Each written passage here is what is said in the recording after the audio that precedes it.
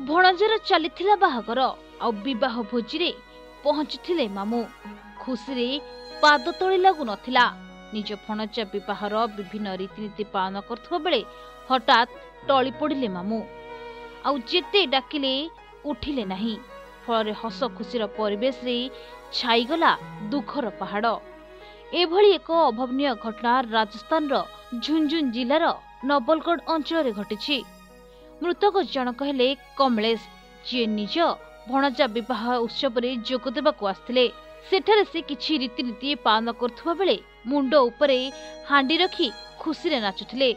भणजार बाहागर बड़ धूमधाम रे करुथिले। खुशी रे नाचुथुवा बेले हठात कमलेश अचेत होई पड़ीगले।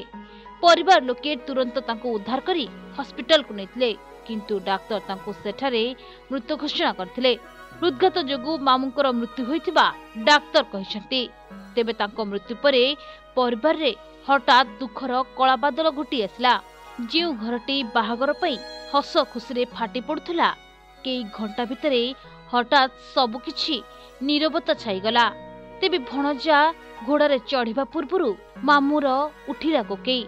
कमलेश को शेष कृत्य संपन्न परे भणजार विवाह संपन्न होइथिबा जଣା पड़छि। ब्यूरो रिपोर्ट, प्रतिदिन टीवी।